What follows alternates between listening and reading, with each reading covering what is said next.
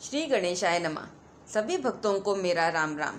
आइए सुनते हैं पाप मोचनी एकादशी व्रत कथा। धर्मराज युधिष्ठिर बोले, हे जनार्दन, चैत्र मास के कृष्ण पक्ष की एकादशी का क्या नाम है तथा उसकी विधि क्या है? कृपा करके आप मुझे बताइए। श्री कृष्ण भगवान बोले, हे राजन, एक समय यही प्रश्न पृथ्वीपति मानधाता ने लोमेश ऋषि से किया था। जो कुछ लोमेश ऋषि ने राजा मानधाता को बताया था वही मैं तुमसे कहता हूँ। धर्म के रहस्यों के ज्ञाता राजा मानधाता ने लोमेश ऋषि से पूछा, हे महर्षि, मनुष्य के पापों का मोचन किस प्रकार संभव है? कृपा कर कोई ऐसा सरल उपाय बताइए जिससे सहज ही पापों से छुटकारा मिल जाए। लोमेश ऋषि बोले, हे राजन, चैत्र मास के कृष्ण पक्ष की एकादशी का नाम पाप मोचनी है। उसके व्रत के प्रभाव से मनुष्य के अनेक पाप नष्ट हो जाते हैं। मैं तुम्हें इसकी कथा सुनाता हूँ, ध्यान पूर्वक सुनो। प्राचीन काल में चैत्रथ नामक एक वन था। उसमें अप्सराएं किन्नरों के साथ विहार करती थी। वहाँ हर समय वसंत रहता था, अर्थात उस जगह सदैव प्रत्येक तरह के पुष्प खिले रहते थे। कभी गंधर्व कन्याएं विहार किया करती थी, कभी इंद्र अन्य देवताओं के साथ क्रीड़ा किया करते थे। उस समय च्यवन ऋषि के पुत्र मेधावी वन में भगवान शिव जी की तपस्या कर रहे थे। उस समय मंजुघोषा नाम की अप्सरा वहाँ से गुजर रही थी। तभी उस अप्सरा की नजर मेधावी पर पड़ी और वह मेधावी पर मोहित हो गई। इसके बाद अप्सरा ने मेधावी को अपनी ओर आकर्षित करने के लिए ढेरों जतन किए। मंजुघोषा को ऐसा करते देख कामदेव भी उनकी मदद करने के लिए आ गए और कामदेव अपने शत्रु भक्त को जीतने को तैयार हुए। उस समय मेधावी मुनि भी युवा तथा हृष्ट पुष्ट थे। उन्होंने यज्ञोपवीत तथा दंड धारण कर रखा था। वे दूसरे कामदेव के समान प्रतीत होते थे। उस मुनि को देखकर कामदेव के वश में हुई मंजुघोषा ने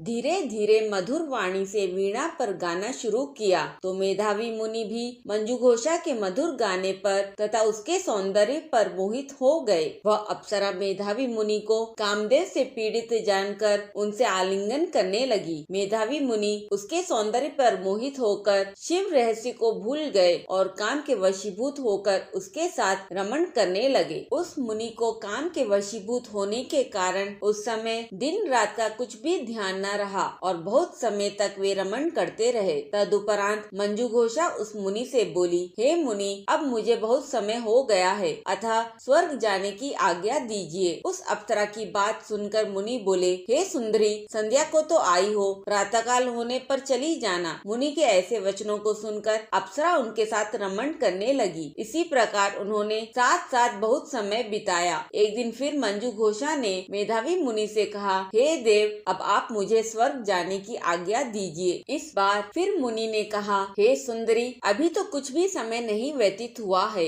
अभी कुछ समय और ठहरो। इस पर वह अप्सरा बोली, हे मुनि, आपकी रात्रि तो बहुत लंबी है, आप स्वयं ही सोचिए कि मुझे आपके पास आए कितना समय हो गया। अब और अधिक समय तक ठहरना क्या उचित है? उस अप्सरा की बात सुनकर मुनि को समय का बोध हुआ और वह गंभीरता पूर्वक विचार करने लगे। जब उन्हें बोध हुआ कि उन्हें रमण करते करते 57 वर्ष व्यतीत हो चुके हैं तो उस अप्सरा को वह काल का रूप समझने लगे। इतना अधिक समय भोग विलास में व्यर्थ हो जाने पर उन्हें बड़ा क्रोध आया। वह अत्यंत क्रोधित हुए और उस तप नाश करने वाली अप्सरा की तरफ भ्रुकुटी तान कर देखने लगे। उनके अधर कांपने लगे और इंद्रियां बेकाबू होने लगी। क्रोध से थरथराते स्वर में वह उस अप्सरा से बोले, अरे दुष्टा, मेरे तप को नष्ट करने वाली, तू महान पापिन और दुराचारिणी है, तुझे धिक्कार है।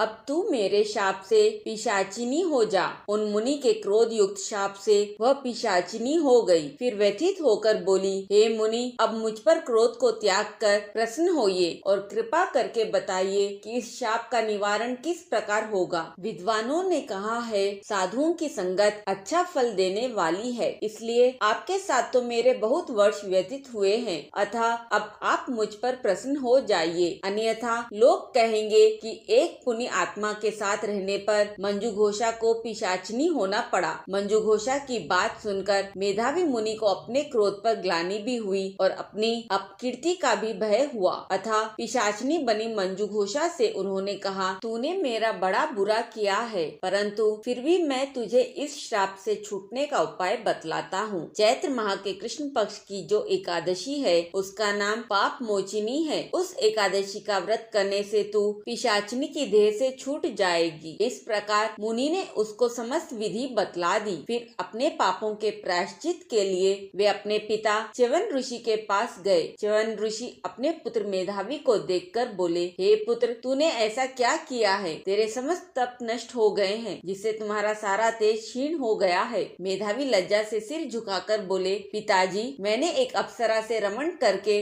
बहुत बड़ा पाप किया है। इसी पाप के कारण संभवतः मेरा सारा तेज और मेरे तप नष्ट हो गए हैं। कृपा करके आप इस पाप से छूटने का उपाय बतलाइए। च्यवन ऋषि बोले, हे तात, तुम चैत्र मास के कृष्ण पक्ष की पाप मोचनी एकादशी का विधि तथा भक्ति पूर्वक व्रत करो। इससे तुम्हारे समस्त पाप नष्ट हो जाएंगे। पिता के वचनों को सुनकर मेधावी ऋषि ने पाप मोचनी एकादशी का विधि पूर्वक उपवास किया। उसके प्रभाव से उनके समस्त पाप नष्ट हो गए। मंजू घोषा अप्सरा भी पाप मोचनी एकादशी का व्रत करने से पिशाचनी की देह से छूट गई और सुंदर रूप धारण करके स्वर्ग लोक चली गई। लोमेश मुनि बोले, हे राजन, इस पाप मोचनी एकादशी के प्रभाव से सब पाप नष्ट हो जाते हैं। इस एकादशी की कथा के श्रवण व पठन से 1000 गोदान करने का फल मिलता है। इस व्रत के करने से ब्रह्म हत्या करने वाले, स्वर्ण चुराने वाले, मदपान करने वाले, अगम्य गमन करने वाले आदि पाप नष्ट हो जाते हैं और अंत में स्वर्ग लोक की प्राप्ति होती है। ओम नमो भगवते वासुदेवाय नमः। बोलिए श्री हरि लक्ष्मी जी की जय। एक बार प्रेम से बोलिए, राधे राधे राधे। राधे।